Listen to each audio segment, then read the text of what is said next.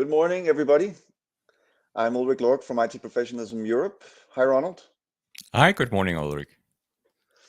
Welcome to our webinar on the road to digital smart cities and digital sustainability to touch on the connection between the digital and green transitions, namely, as the title suggests, by talking about smart cities in which digital solutions will upgrade traditional networks and infrastructure to increase efficiency for the benefit of inhabitants and businesses.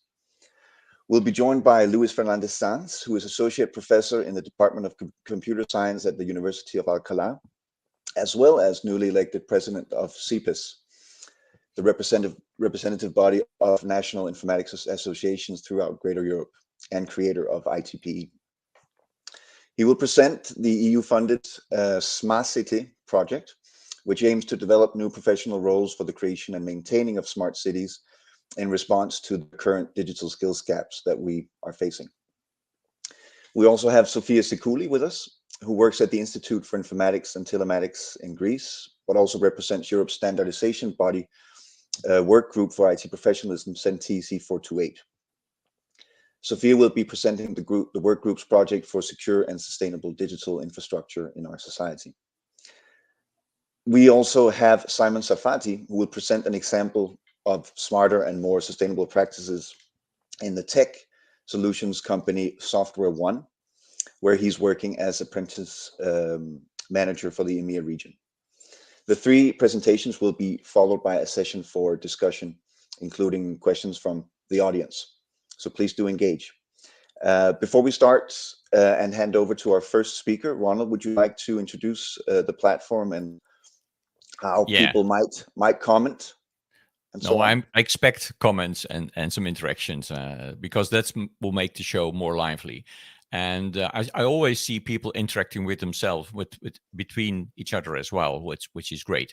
But obviously, we live the interaction with the audience. So have great questions, put them into the chat in LinkedIn or in YouTube, and we will just pass them through to the audience. They will appear on the screen.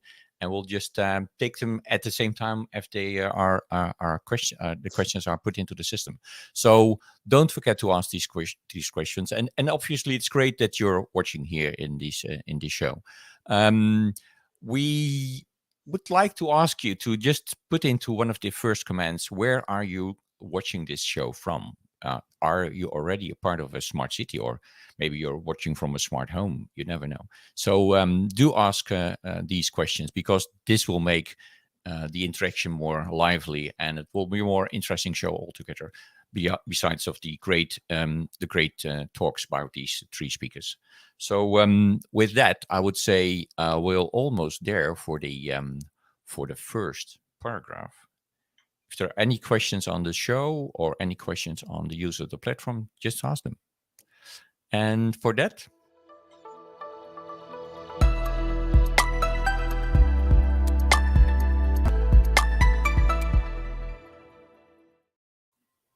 welcome. So yes, thank you, Ronald. So we'll continue with the first presentation. We begin, as mentioned, with the Smart City project and Luis. And about the emerging profiles for smart cities. Luis, please, the floor is yours. Thank you, Ulrich. Thank you to everybody that is behind the connection, both in the registration directly to the event and also through LinkedIn or the other social media. And I want to start as soon as possible. This is the presentation where we are showing some of the results of the smart site, the project that we are developing 2 new professional roles for smart cities. But with a very important point here, we wanted to map all these reflections on the qualification of the professionals to ESCO, the labor classification of the EU, and also to our framework for ICT professionals, ECF. So we are going directly to the presentation of the smart cities. In terms of a trend in the technological field and also for the general society. In reality, smart cities is connected to the urban sustainability. According to the figures collected by the United Nations for the Sustainability Development Goals, the population in cities is more than half, or was more than half in 2007, and now more or less is expected to be 60% in 2030. Regarding the share of economy, we can see many figures here. The economy is more or less concentrating 60%, 70% of emissions, of carbon emissions, 60% of resources. So in reality, we want to share and want to share how smart cities can contribute to one of the goals of sustainability, the ones of making cities inclusive, safe, resilient, and sustainable. In reality, a large majority of governments are promoting sustainable urbanization. This is well identified by the United Nations. And as a possible solution for these sustainability problems of rapid urbanization, because people from the rural areas are moving to the cities, it is imperative for the sustainable future to try to add some smart sense to the cities now. The problem is that we have a deficit in clear definitions of what is exactly smart cities, and also in what are the corresponding job role profiles that are involved in the projects with smart cities. Well, this is the project. It's a project, Erasmus Plus for Innovation, that started in June 2022, and is going to be completed in May 2025. The coordinator is University of Patras, and we have 12 partners from different countries, 5 countries, with a budget of more than 1.5 million euros. It is aimed at filling the skill gaps in technicians and engineers that are designing, developing, and operating the smart cities infrastructure, services, and projects in general. Upgrading the access of smart cities professionals to even some higher qualification with quality training materials, and unifying the appropriate learning outcomes for these learning paths for smart cities technicians and engineers. One of the first work packages of the project were the one of defining the role profiles that are involved in many of the smart cities projects. The 2 main roles identified are a smart cities technician and a smart cities engineer. The process tried to be as solid as possible, taking into account that we are in a project, that we have some restrictions in terms of available time, effort, and resources. However, we started with a preliminary research in the state of the art, trying to see which are the corresponding references already identified in the literature, and also defining the corresponding projects approach for the next steps here in defining the role profiles. As you can see, we were able to review 29 very specific references on these roles. Then those research with the help of other partners, with a deeper study of what already the different frameworks like ESCO, ECF, and the different needs for smart cities are already suggesting for the qualification profiles for these roles. So we review some number of 15 occupations in ESCO, 89 skills and knowledge items, and also different relevant resources and references to identify important skills in 5 different countries. Then we went to the field research with an online survey to reach stakeholders that finally collected 135 answers to the questionnaire. We were trying to confirm the appropriateness of the proposed functions, knowledge, and skills that were collected before during this research. Finally, to be sure that our interpretation of the data is correct and aligned with the reality, we were able to interview 5 experts in the different 5 countries in order to confirm if our conclusions from the data analysis were really aligned with their understanding of the situation of smart cities. The survey design started with an initial section for the profile data of the respondents to the survey, gender, country, experience in smart cities in years, and also the role within the typical projects in smart cities.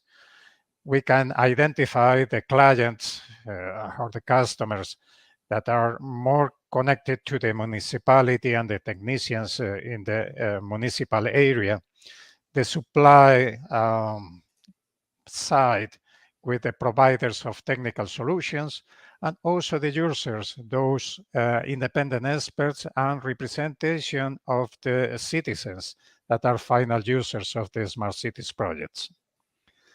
And for each profile, we were trying to identify the functions and responsibilities suggested by this wide sample of experts and stakeholders, the relevance of categories of different skills, because in the project there was a preliminary research that identified 4 main areas for skills and knowledge, enabling technologies like IoT, data science, etc., management, green or environmental skills, and soft skills. And then going to the exact importance of each of the skills and each of the knowledge items. Obviously, what we needed is to try to get also one model as a reference for soft skills, because for the rest, we were able to get information from ESCO and ECF. And then we selected the Skills Match model. Skills Match was a project, also a European project, that was very intensive in analyzing all the models on soft skills and also trying to create something that is more complete than the usual ones. And these are some of the results regarding the sample. You can see here that we have nationality. Obviously, it is mostly focused on the countries that are participating in the project. There is a gender representation that is unbalanced, but this is very usual because normally in technology, it is still unbalanced, the representation of female workers. The professional experience was very wide, and most of the people have long experience, more than 20 years. And regarding the stakeholders, obviously, there is some kind of higher representation of the providers of solutions. But I think that we were capable of finding enough people from the 3 categories. Regarding the familiarity of with smart cities, we can see not all the people are totally experts or with a specific professional experience, but we have also a good representation of all the groups. You can see here the relevance of the functions identified during the desk research for the role of smart city engineer. What we can see here is that we were capable of finding different functions. In this case, there were 6. And you can see how many, or which is the percentage of the respondents to the survey that agreed to recommend those functions to smart cities engineers. So here we grouped those ones that were classifying each function as essential or relevant, and in opposition to those ones that were more convinced that were marginal or worthless. The same happens with the smart city technician. In this case, what we can see is a different set of 5 functions. And we can see here that there is a high level of consensus in assigning or allocating these functions to the smart city technician. Okay, we also wanted to try to see the importance of the defined categories of skills for each type of the roles. In the case of engineer, the technical aspect technologies, IoT, security, cloud computing, data analytics were very clearly supported by the opinion of the respondents. But also business and management, including project management, quality management, legal, business process, soft skills, and green or environmental skills. In the case of the technician, it was very clear also the part of technical aspects. The part of management was a bit less clear, probably because the people are relying more on the engineers in the part of managing the projects. Soft skills are also more or less supported, and green skills also. However, you can see the differences between both roles. Regarding knowledge and skills, well, we can see here a summary of the different predefined list, both of skills and knowledge. We have categorized in different subcategories like IoT, security, cloud computing, data analytics, machine learning and big data, business and management, and green. And you can see here that most of them are well supported by the opinion of the respondents. In general, what we can see here is that there is a high relevance of the knowledge over skills in engineers. So we think that in the end, people are thinking that the knowledge is more important for engineers than for technicians, as we can see now. If we compare here, the knowledge in technicians are not so clearly supported by the respondents. For example, in very specific skills. So what is more or less demanded from the technicians is their capacity for practical aspects. So skills are getting more relevance than knowledge. It is also important to see that the relevance of some groups are different or is different regarding the category in the 2 roles. For example, in business and management in general is much higher in the engineer than in the technician. What happens with soft skills? Soft skills are always important because they make the difference between just somebody that is qualified and somebody that is really effective in results. And for the engineer, in general, all the big categories of soft skills coming from the skills match model are more or less supported. However, in the technician, there are some differences. Obviously, it is less clear that the technicians are leading and have a stronger leadership than the engineers. So normally, in the mind of the respondents, engineers are normally getting the leadership role for the projects. You can see here that most of the groups are higher in the engineer than in the technician, but I think that both are important in both roles. So the draft profile for a smart cities engineer is based on this description of functions. You can see here the 6 functions that we commented before. Sorry. And also this detailed set of different knowledge and skills.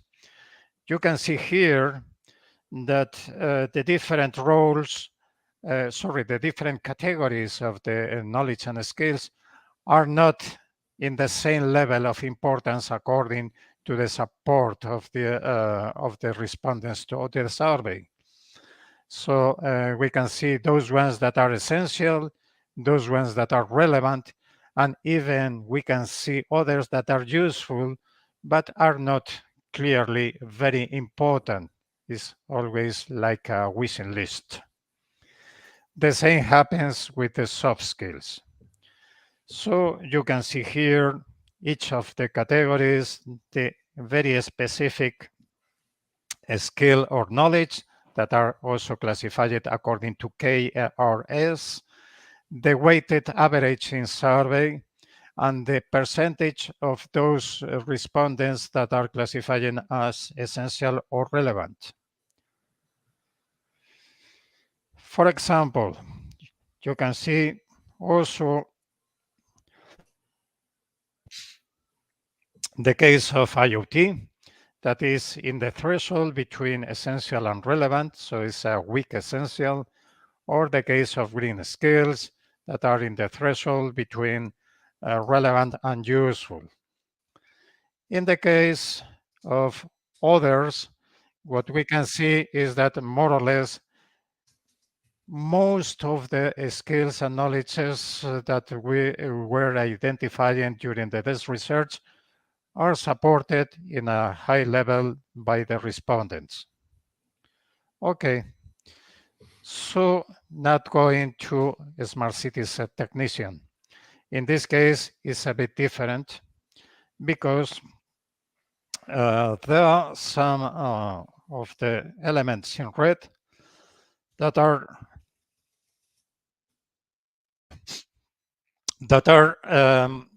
in a level that is not well supported by the opinion of the respondents.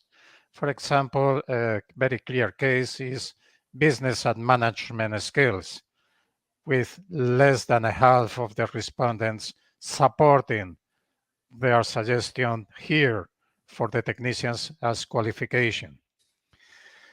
Obviously, these are different levels of importance.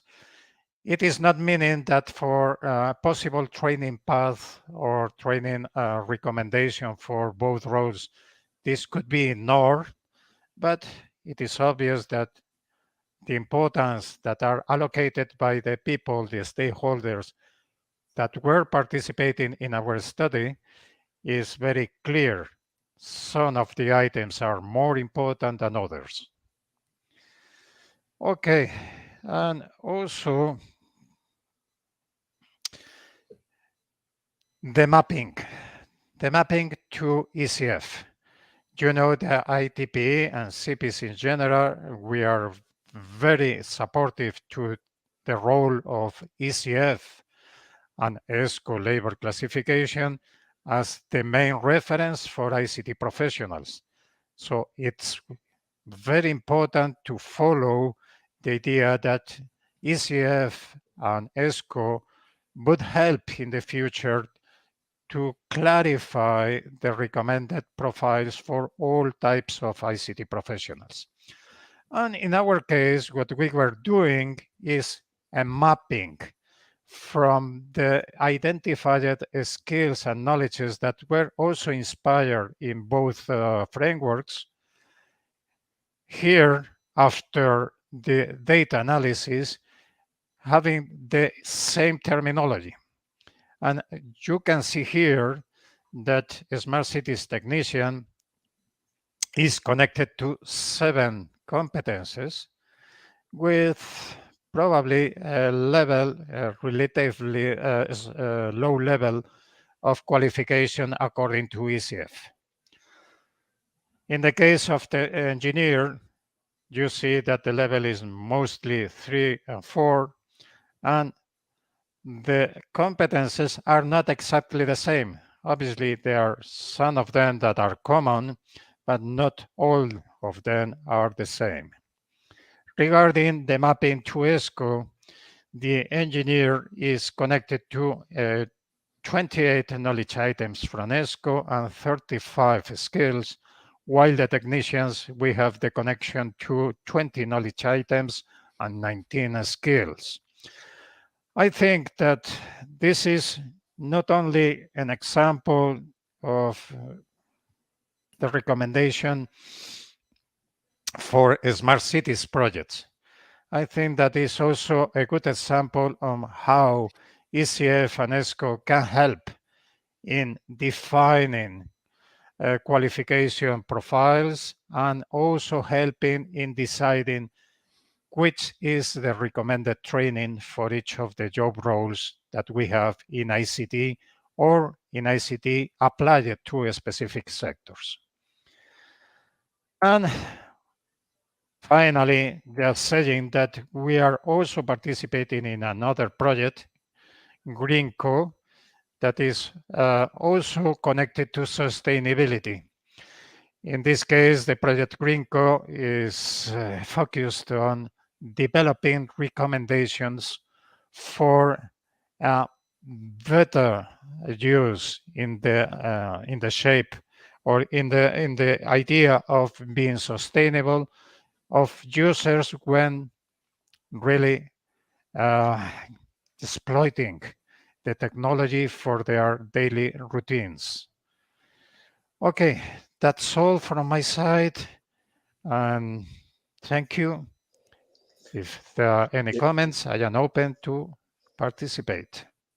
Thanks, Luis. Thanks very much for the presentation. Yes, I'm sure that there will be comments and questions to this. I think for the sake of the flow and the discussion session later, we might skip most questions now, and unless any of the speakers have any comments or questions for Luis, I think we could move on with Sophia and save the questions for later. What do you think, Ronald? Yes, let's move on, and we have a next speaker, and that's Sophia. Sophia is a I'm obviously pleased to introduce Sophia as the next speaker. Sophia Zaguli will speak about the CEN-TC 428 workgroup project for developing a secure and more sustainable digital infrastructure. And we're looking forward to hearing from Sophia. And Sophia, the floor is yours. Yes, thank you very much for inviting me, Ulrich, and all members of the panel today. So can I please share my screen? You can share your screen. Yep.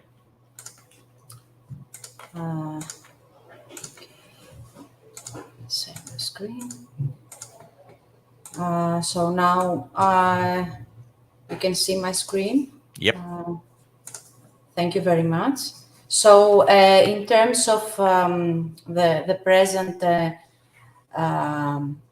webinar, I will present The work that is planned to be conducted in terms of a new working item TC 428, a holistic framework for sustainable data centers, ICT training, and governance skills.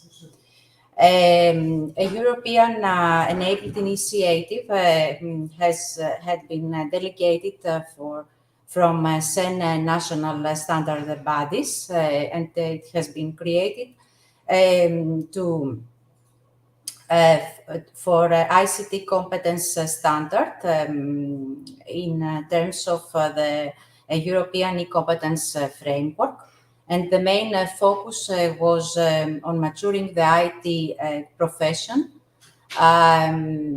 Essentially, 4 pillars have been initiated.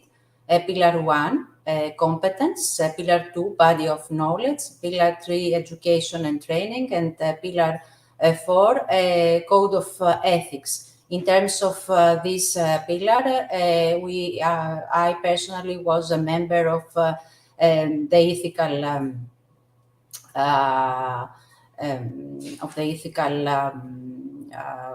board, and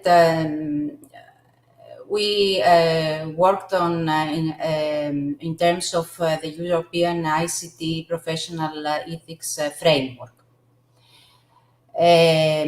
So, in the context of the TC 428, the holistic framework for sustainable data centers, ICT training, and governance skill, we are aiming to work extensively on the topic of sustainability. Which is mentioned in the European e-competence framework as a transversal issue, and is understood as a form of intergenerational ethics. First, it is represented to meet the needs of forthcoming people, persons, and without compromising the future of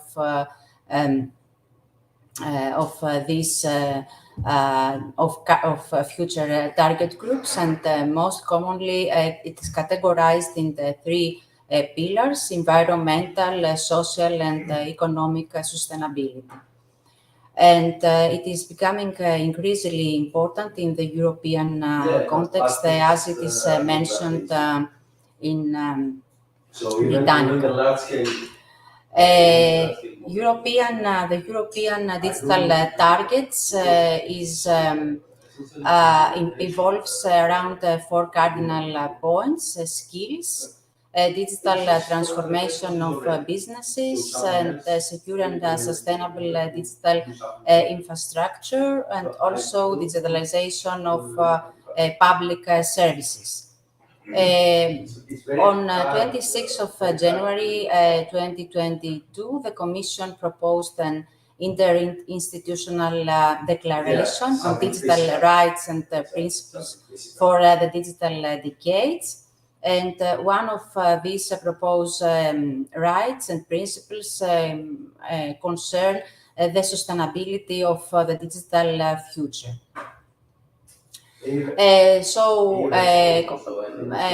Combining sustainability with EZF work and research outcomes, we are planning to focus and survey extensively sustainable smart technologies and methods. ICT can play many potential roles in several critical domains of human activities, and in specific technological and application domains, as it is mentioned in the rolling plan. Sustainable growth could be related in a number of thematic areas and applications, as we can see in the slide.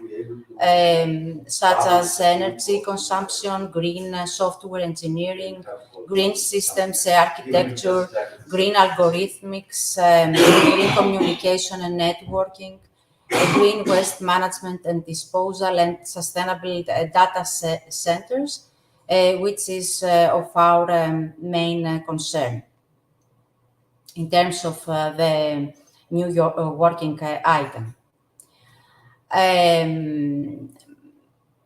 The 5 priority domains where ICT standardization is considered currently most urgent for the single digital market are the 5G, the cloud, the cyber security, big data, and Internet of Things. Though an extra weight has been allocated so far to green energy and waste aspects, there is almost enough room for the big areas of sustainability, but the social aspects need to be further analyzed and extended. So, to this end, we are initiating a new working item for data, for the reason that data is the fuel of our future, and the new project will focus on sustainable digital infrastructure, will emphasize on the social aspect of data, and towards this need and achievement, we have to conduct a number of actions, such as to identify ICT sustainability topics, limitation approaches and methods in respect to data, define the purposes of the concrete purposes of these specific research fields and areas of the new working item, and review the systematic literature on the specific field, along with all sustainability studies so far. Data is valuable, but security and sustainability in digital infrastructure need to be more concretely specified and analyzed. So the target of the new working item is to define the exact needs of sustainable development, for instance, in software engineering, provide new paradigms of research, because currently there are still immature in the sustainable development community, and a deep understanding of the conceptual and practical sides of sustainability in terms of data management and handling is needed. The ultimate goal is to understand these conceptual and practical sides in terms of the needs of the future generation.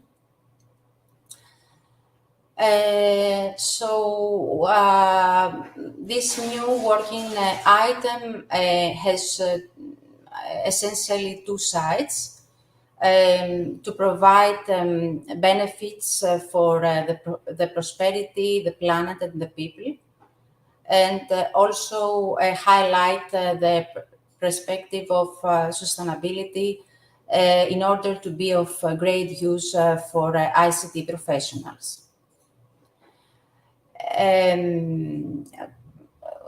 There are a number of foundation drivers and key enablers in respect to data economy, such as the availability of data, imbalancing in market power, issues of data interoperability and governance, also issues of data infrastructures and technologies. And we have to consider the high importance of cloud and edge computing in respect to these drivers and enablers. So what we would like to focus on is to provide decentralized cloud-based infrastructure models in order to be closer to the user. Some areas that have been already proposed and discussed further in the working groups, in the relevant working groups, in respect to sustainable growth are pollution monitoring, sustainable agriculture, prediction management, and also ICT tools inclusivity, access and economic models, robotics, chatbots, autonomic vehicles, where sustainability can improve these areas and provide social benefits. However, despite the benefits that can arrive from all these drivers and enablers, the main problem is that a vast array of data are currently processed, stored, managed, and extended in many centers for a vast array of reasons. And there is currently, from the other hand, limited awareness in respect to the role that such centers should play as the driving hub of the economy.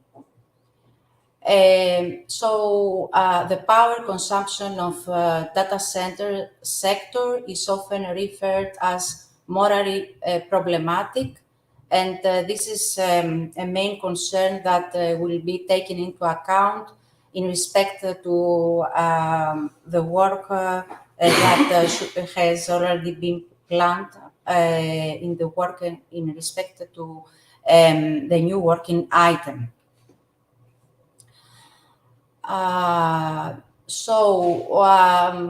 What is the main purpose of our work in terms of the new working item is to initiate secure and sustainable digital infrastructure for safe energy efficiency data centers, big data management and governance and IC training, especially for specific professionals such as blockchain specialists. And for what reason? Because data centers as keynotes of the cloud connect not only digital infrastructure, but only the practices and the values of individual users globally. However, the open issue is the need to design more sustainable centers.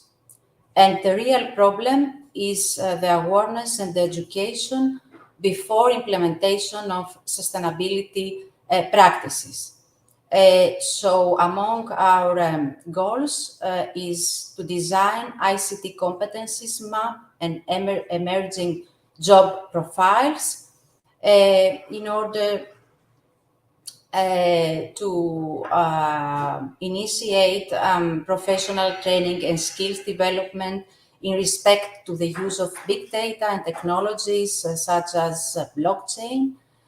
Also support the familiarization with the methods concerning the development and operation of blockchain platforms, acquiring real-world dexterities for using smart contracts. So in terms of the holistic framework for sustainable data centers, ICT training and governance skill, we will initiate an indicative paradigm and practical tools such as surveys, seminars, webinars, and hand-on experience. And the main objective is to introduce this conceptual framework along of practical-oriented tools, generate social sustainability, economic viability, and performativity in data centers. We are planning also with our work to support more efficient and sustainable sources in data centers. And the main component will be decentralization and cloud computing aids to support the building of educational commons for sustainable development. One important aspect which will be highlighted and is of high concern of us is security. So, in respect to big data access and manipulation, it requires robust security risk assessment, and for this reason, a hybrid cloud model is proposed with blockchain integration through training, skills, and education towards the implementation of blockchain technologies for secure cloud computing. These are the pillars that are scheduled to be proposed: professional training and skills development, learning principles, familiarization with methods concerning the development and operation of blockchain platform, and last but not least, the acquisition of real-world dexterities for using smart contracts. Now, another issue that has been emerged was the type of the new working item deliverable.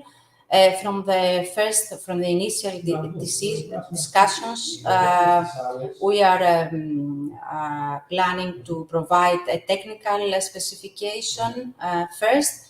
But then the ultimate goal is to evaluate and validate this specification towards its readiness and matureness, and proceed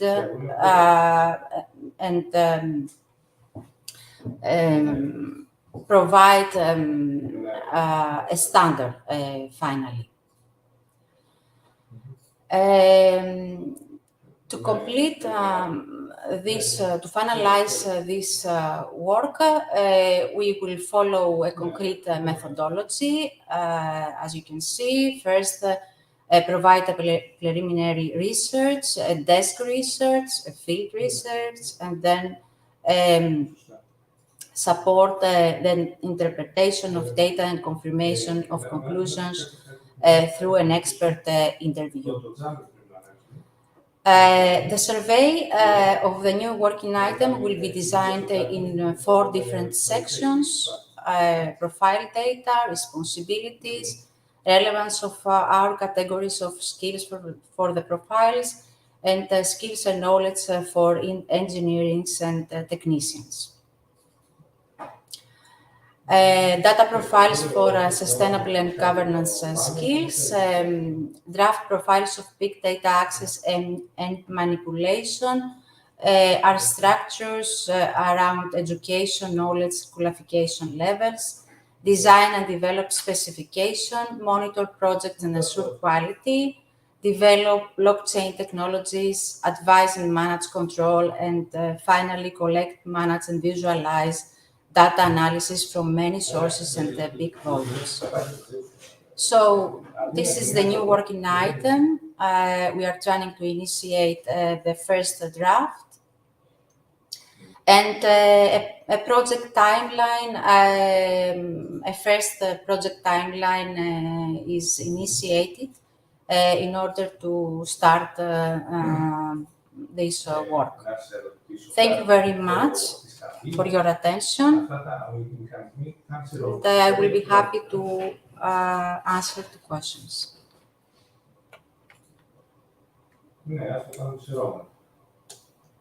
Thank you, Sophia, for having a great presentation on this interesting topic.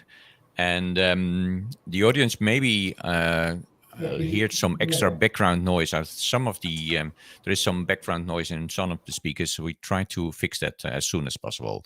Sorry for that. Yeah, we have had a great interest from some of the audience members. So I'll just pop in one. It's not really questions, but are really more important comments, let's say. So this is a great, interesting initiative and digital skills development in different industries. That's what Vasilios remarks.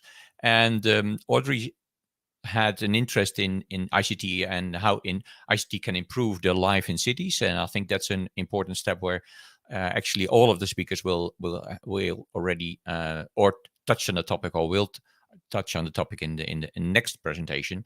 And she's more interested in the development of software, where Wilfried from said he is interested in linking needs to education and certification and validation, which I think is a main topic in all of the presentations, that IT and the innovation in IT in general is in a high pace. So knowledge and staying tuned and staying in contact with the content and with the development is really important, and hence the almost permanent education, which I use as well myself.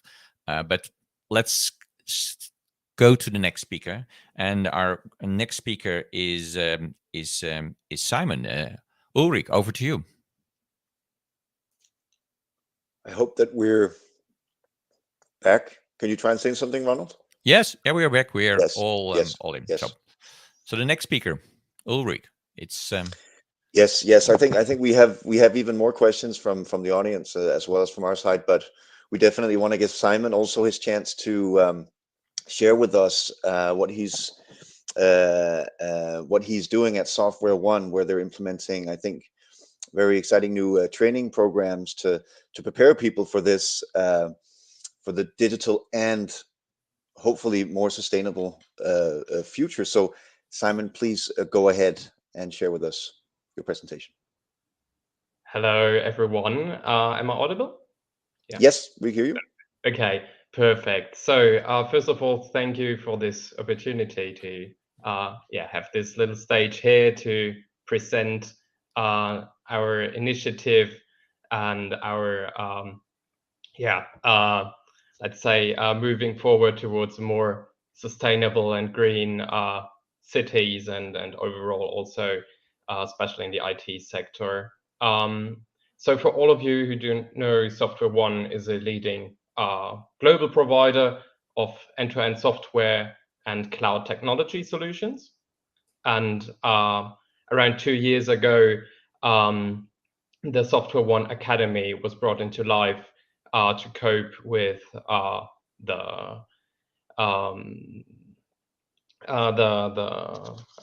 gap between education and deployment that is challenging for not only the IT industry, obviously, but very especially in terms of long-term and sustainable workforce planning. And since then, we've gone a long way building curriculums within the last 2 years, but already bringing a lot of learners in and a lot of types of different sorts of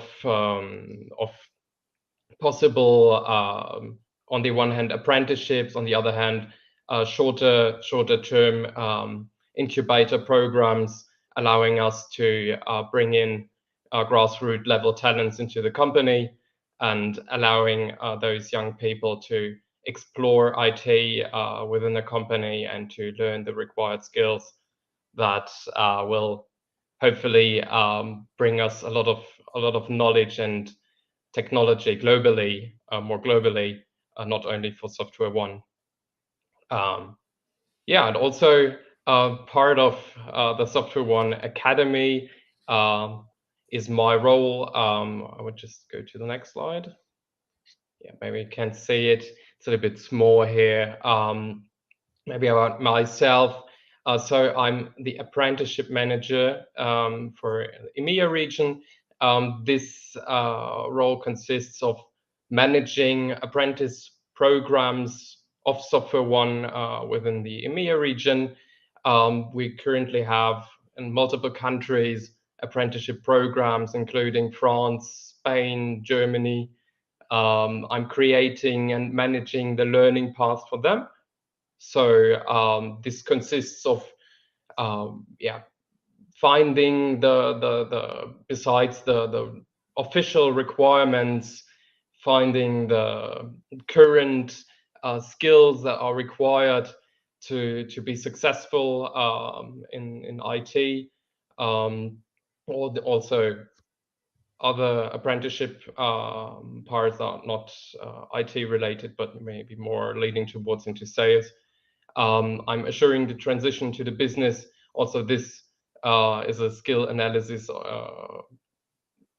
together with the business, understanding what are the needs, and also finding new initiatives and partners, such as the EU Pact for Skills, the European Alliance for Apprenticeships, the ITPE, and a lot more opportunities to get involved, to get the learners and young professionals together working on projects that impact maybe just more than a usual learning context, but really have a context that is relevant for all of us. Yeah, so that's maybe just a little bit around myself. I'll just go to the next slide. Is it working? There we go. Okay, so I will just skip that. The SoftwareOne Academy is in a lot of countries, almost everywhere where SoftwareOne exists. We have programs, so we're really spread globally, and forwards. And we have, like, as I mentioned already, a lot of different learner programs, starting out really from school outreach programs, very early stage, to incubator programs for more senior, advanced people, and have learning journeys as shown here, that like curriculums that are solidly built around the skills that are required. I'll just go to that slide, and those programs, especially that we try to leverage the impact that the learners can have going across the borders of on the one hand of the company itself, but also of countries. And this is where the project that I want to present to you, our apprentices stick together, based on a Erasmus project. So we do have apprentices, as I mentioned already, in different countries, for example in Spain and in Germany. And in order to get to put into practice, on the one hand, knowledge, and on the other hand, soft skills like intercultural skills, we decided to create a project around sustainability. And we had like two big pillars, or we have two main IT specialist roles that are currently available as apprenticeships: developers and system engineers. So we had two different tasks, or two different big topics. For the young developers, a mobility app that would allow us to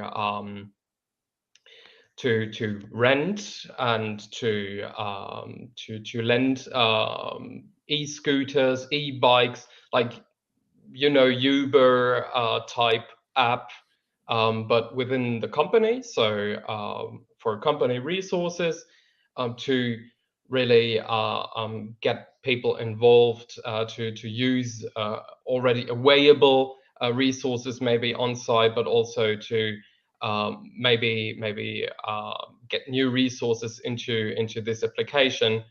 And on the other hand, for the system engineers to rethink how data centers can be more sustainable, to find resources on that, to have also already with the infrastructure that we had on site, we had some test labs on site with some server racks where they could directly put into practice their thoughts or their research that they found.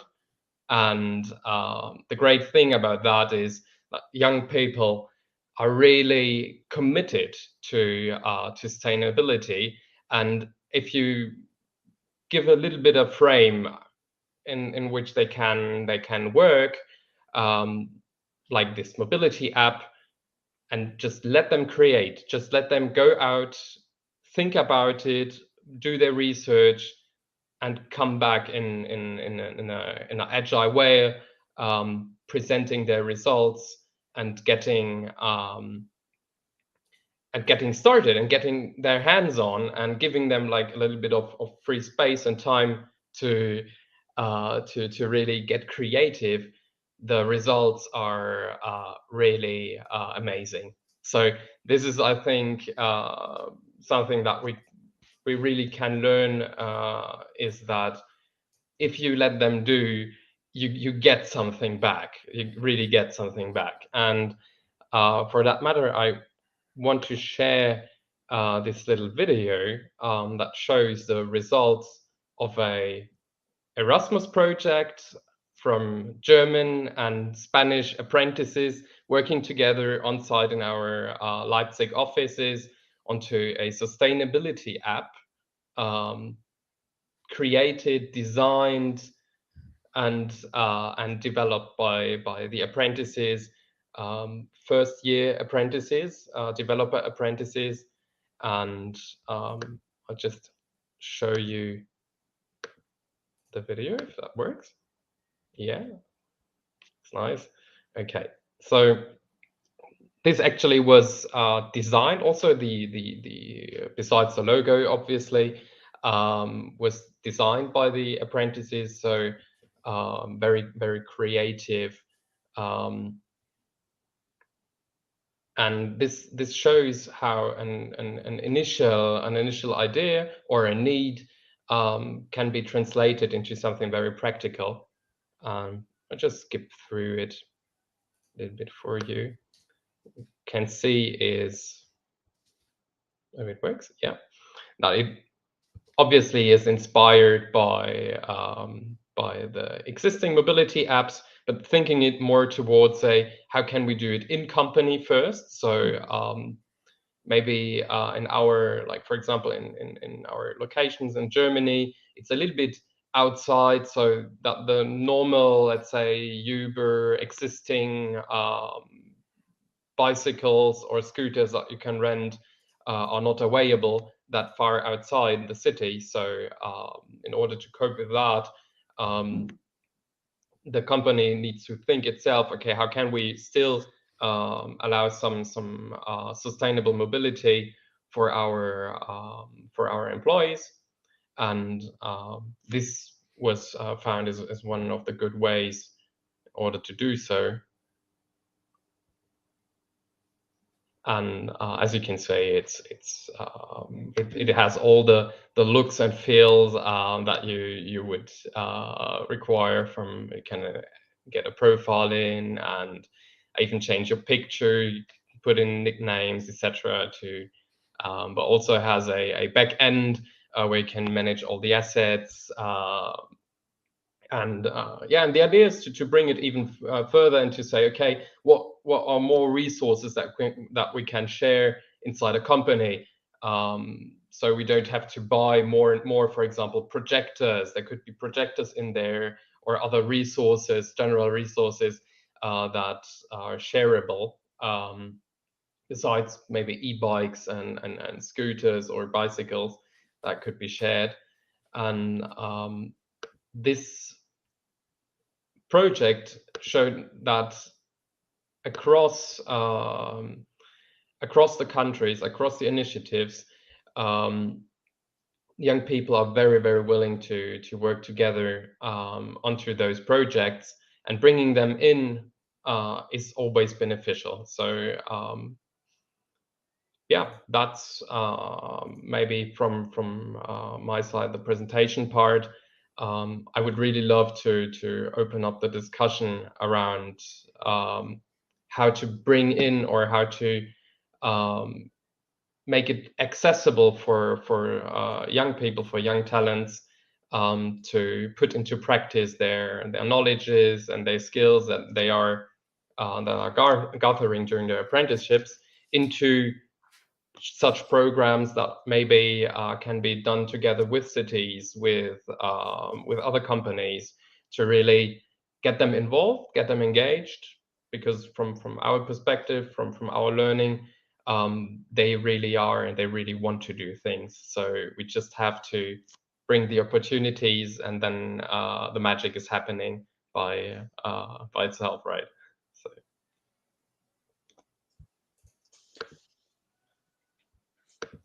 Thank you, Simon. Thanks very much for your presentation. It's I think it's really good to see sort of an example of what companies can do to kind of join into in the effort for using IT and for sustainability measures. I guess maybe just as a quick question after your presentation could be what you kind of what I read between the lines of what you were saying, like how can private companies, what is the role of private companies in the road to smart cities and digital sustainability? Like what possible synergy is there between the projects that we've heard from the standardization community and a private company like SoftwareOne? What ways would you work together, for example, on promoting such a project as this sort of very engaging project for young people to think about sustainability and how to use technology for making things smarter and so on. So I was just wondering, basically a question to Simon, but also the other two speakers. How do you see the role of combining the standardization work and the effort of private companies to kind of make the business adapt to the digital transition? Would anybody like to pick up on that? Maybe Simon, would you like to? Did you, for example, recognize any of the skills that were defined by Louis and Sophia in their work? Is that something that you're also working with in your trainings for your young professional program? Yes, absolutely. I think that there is a lot of actually there is a lot of similarity in the idea of how these skills can be combined. So they are pretty close together, especially the soft skill part. I think is like it's universal across the technologies or across the sectors. I really feel that those new we need to integrate more of those new roles, generally existing roles, right? Or they don't even exist right now within companies, right? And to maybe also allow to some degrees a sharing between the company's knowledge and the requirements for example, this smart city engineering, so that the knowledge, because the people with that amount of knowledge is quite limited, right? In a global perspective. So and they have maybe the idea of being inside a company and want to be inside a company, but want also to have an impact onto society in the public sector, etc. So how can we combine that to not have to decide between, I either have to work in the public sector, I have to go there with all that goes with it, which can be great, but also can have some challenges, or I have to go the other road. But actually, it's the same road, right? We can find ways to get it combined, so that on the one hand, it's beneficial for the companies to say, okay, we allow a little bit of time to access that knowledge that is really valuable to the public sector, so that we can share this knowledge and make it usable for bigger communities, for a broader audience, let's say, for everyone. Absolutely. And Luisa or Sophia, do you have a comment to Simon about this? Actually, I totally agree with Simon that the combination of knowledge of standardization should be significantly adapted by companies. But from my side, I think that the real problem is the implementation of this knowledge to real settings and environments of private companies, because this is actually the problem. The tools that should be implemented in order this knowledge to be practically implemented. So far, some practices and tools have been initiated, such as surveys, questionnaires, but I think that these tools should be further exploited and surveyed and exploited to be more adapted in specific environments and domains, because there are a huge number of applications and domains with specific requirements and demands. So we understand well that this means that tools should be specifically designed and applied. I'm talking from the side of spin-offs and companies that actually need such tools, but the design is extremely difficult. Yeah, thank you, Sophia. But what about Louis? Louis, you were trying to answer the same question, I think. I totally agree that we need a lot of effort in trying to define more precisely what is really needed in the different contexts, and also how to implement the training. I think that in general, we are many times distracted by the idea that we have a lot of brands of technologies, providers, etc. And we are losing track of the idea of competences and skills as they are, and then trying to see if they are connected to specific learning outcomes. I think that the idea of learning outcomes that are very wide accepted in the whole European Union is really helpful, because if you are capable of figuring out what a student or people who are going to be trained is really needed to be capable of doing at the end of the learning path, is going to be very clarifying for everybody.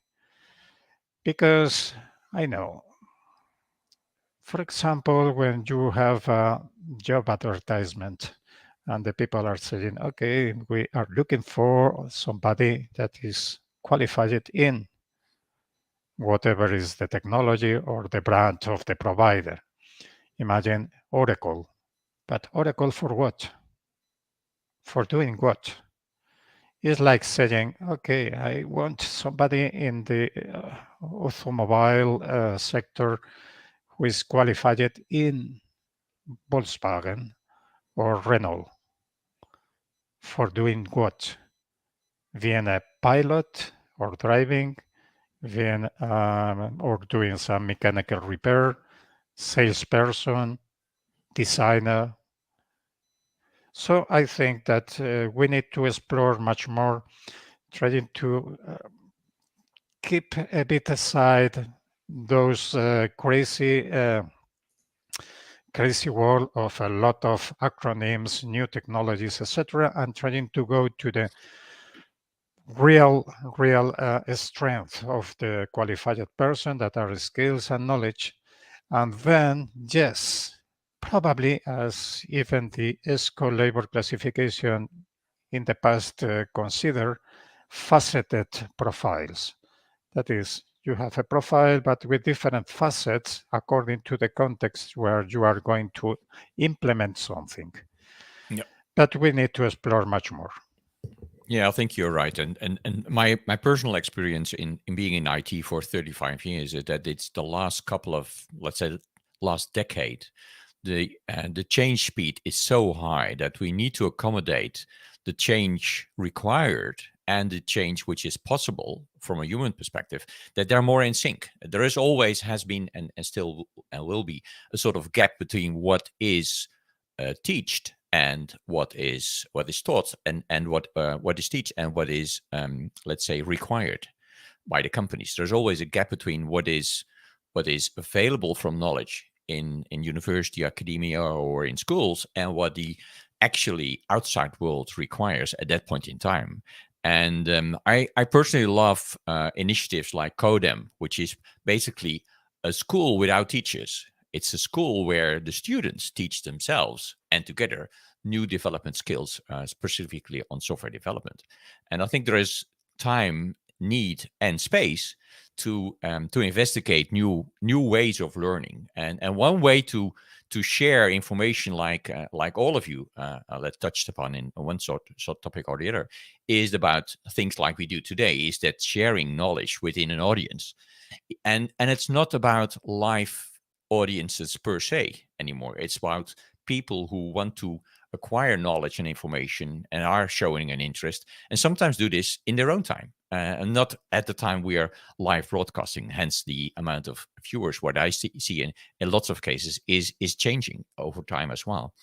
So one of my personal beliefs is that artificial intelligence will play a big role in these smart cities. Could you, speakers, could you reflect on your ideas and thoughts on the use of artificial intelligence in these in your respective interest areas, let's say? So maybe I can just try to answer it a little bit. I think that automation will play a big part. Obviously, maybe linked to some machine learning. I'm not that convinced that it's going to be our big solution for everything, right?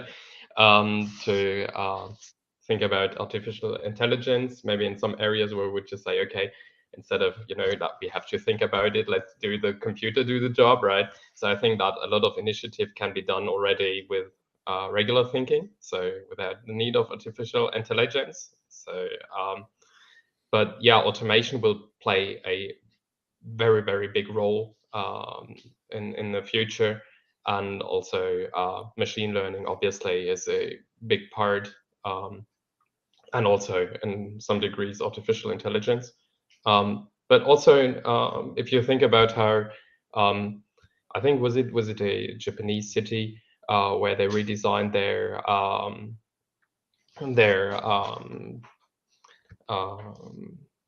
tube network by letting a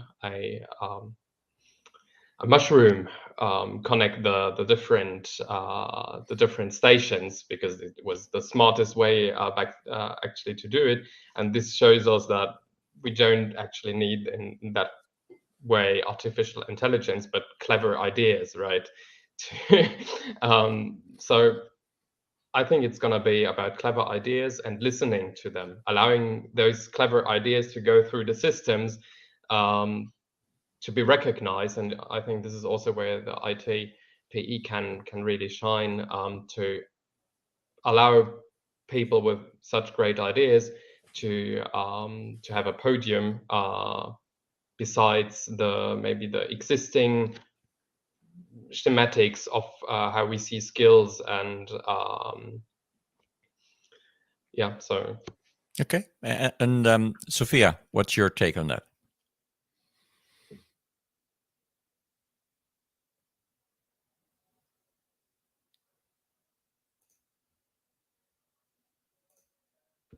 think you're muted, Sophia. Yeah, Sophia, I tried to unmute her myself, but maybe Lewis, could you go first and yes, it's excuse me, Sophia is there. I Sorry, no was problem. muted. Excuse Yeah. me. I was saying that AIDS, artificial intelligence, and blockchain could provide a huge potential to smart, sustainable cities. As multiple uses of AIDS, AI, and blockchain technologies could be used, as we know, in the fields of smart mobility, smart energy, and so on. And yes, this is Okay, thank you.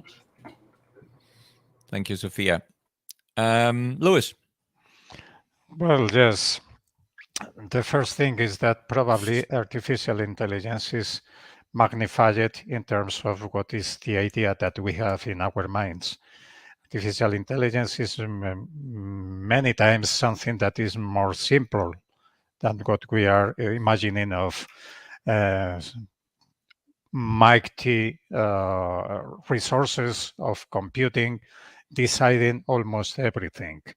Even the very, very adaptive sensors and reactions of different applications that we are using every day is already somewhat type of artificial intelligence. So clearly, obviously, only trying to figure out that algorithmic deterministic solutions for everything is not very wise.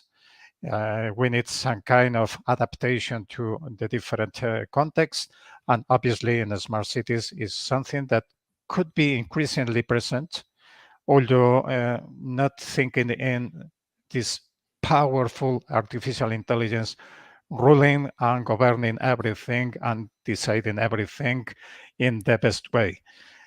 Probably adapting, for example, even traffic lights or the management of public transportation is already artificial intelligence in some way, and probably is going to be more sophisticated during the next years.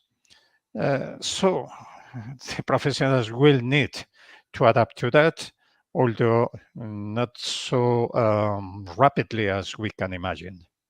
Okay, thank you. Thank you. Ulrich, any other questions you have maybe from the audience or other ones? Well, we had one from Wilfred Berlin, who said, what about the integration of the special needs of older citizens in, I believe, education and training of sustainability in IT? Would anybody have a comment on that? Okay, first of all, I think that the providers should adapt everything to all types of audiences or to all types of users. That is also an important role for even digital accessibility in another way that is sustainable. But this raises also a very important point, is that sustainability is not only being very green and respect the environment, also is a social sustainability. And that means that all types of citizens, population groups, etc., can get the services and the support from ICT and from smart cities and from other types of solutions for their needs and for their participation in society. So that part is on one side, on the providers, the solution should be easier to use in order to allow everybody to be involved in the new projects, in the new solutions, in the new services. But in the other hand, we also have the need of training or giving information to all types of population groups. And that means also something that is now on the way is the European Digital Skills Certificate that is going to be a clarifying view of what could be the basic information for a certification of digital skills that would guide the training programs for everybody, for all the citizens. Because now we are living in a bit messy situation. Everybody is talking about digital skills, but nobody knows exactly which are the recommended profiles or the recommended skills that everybody should know. Although we have a framework like Digicom, but Digicom is interpreted in very different ways and many times not very solid ways. So I think that we are on the way, but yes, we need to insist also in social sustainability. I think this is a good point. I would add that, like, if it's an interest in IT in general, for example, for our apprenticeships, there is no, age restriction, right? So even if you're of a certain age, you can start, for example, also in IT. But on the other hand, with cities getting more and more complex and the world getting more and more complex, think about how to buy a ticket for a for a train, for example, and there is an interaction with machines, and we often think about how to educate our like new generations in school, etc., to get to cope with all the technologies. But what is with all the existing, with the remaining people, right, who are not in a school, who are not in an IT role, or just in different areas, or retired already? How can we ensure the accessibility of those technologies for those people to participate in society and not feel excluded from society and getting angry towards technology because simply there is no way to accept by themselves through technology. Once again, if they want to learn about how they need to Google it, right? They need to. So yeah, to make it accessible, to make it the training available at all time, and in a way that the training is also understandable for the audience.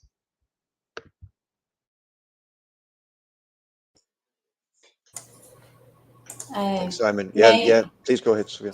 Yes, I think that also we have to highlight another approach, which is the cross-generational teaching and learning. Young people, namely digital natives, can interact with these specific groups, these sensitive specific groups of older adults, in order to reduce isolation, provide more autonomy and independence. And also, in terms of this problem, essential barriers have to be identified from digital exclusion for older citizens, such as lack of knowledge and services, lack of digital competence, lack of motivation and access to the internet. This is actually a pressing need, and measures should be developed in order to cope with digital exclusion of this specific group. This is also my approach. Thanks, Sophia. Ronald, any more questions? No, I couldn't resist asking my favorite co-pilot in AI to raise some questions as well. And I will put them into the LinkedIn chat there for future use, maybe. And I think the interesting piece is that we touched on pieces of these questions as well. It's about inclusivity. It's about how to provide guardrails and governance to use the data in a safe and a respectful manner. It's about the competences and skills that are needed to drive the transition to smart cities. And it's about how to measure and evaluate the success of these smart cities. Because there shouldn't be, in future time, there shouldn't be people who live in less smart cities and smarter cities. There shouldn't be a divide, let's say, from that perspective. We obviously have already a divide between cities and the urban outskirts of a city, or even more dependent in the city. In the Netherlands, we always have a discussion between Amsterdam and the people living in Groningen, for example. So there are always, and that's true for all the countries represented today in this live session. So for me, it was always, these sessions are always a way to learn new things. And I think it's about learning as well, and about exchanging information. So yeah, I'm happy with today's session again, Ulrich. So what's some final last words from you and the guests, I presume? Yeah, if anybody has any final comments, then please go ahead. It's we are just over time now. So for me, nothing else but thanks very much to the three of you for coming to present your topics. I think it's incredibly important topic to see how we can get the skills and the preparedness for the sustainable digital transition. I think it's probably it must be one of the key pillars of digital transformation. So thanks for telling us a bit about what companies are doing and what the standardization community is doing, and of course the EU funded project, the Smart City project. We will be sharing all the links eventually, so people who drop back in and perhaps will rewatch the session, or if you watched, we'll also try and get them to directly the links to the different projects mentioned here today. So thanks again from my side to the speakers, and thanks those in the audience who joined us. Thank you, Ulrich, for piloting this session. Also, Ronald, of course. Thank you, Luis. Thank you very much. Thank you, Sophia. Thank you, Simon. Thank you. I'll just stay in the stream for a couple of seconds when we close down the stream, and we'll be back to you guys shortly. So this was the last episode of this year, where we presented various topics. Today was a very interesting topic about smart cities, about learning, about sharing information, and by being more inclusive in use of data in cities, and in this way have a more sustainable environment for future use and for present use. I hope you will have a look at today's session, but also the sessions of last couple of months on various topics about cybersecurity, about learning, about help me, what are the other sessions we did? They were interesting talks always. On gender diversity and gender IT, diversity, software skills. Yeah. So please go to the LinkedIn page of IT Professionalism Europe, connect yourself so you stay tuned with the next sessions, or rewatch the sessions on YouTube, and obviously rewatch the sessions on LinkedIn as well. So we will be back next year, obviously, with more sessions. But for now, today, it's the end of this live stream, and I hope to see all of you soon next year in new sessions by ITP.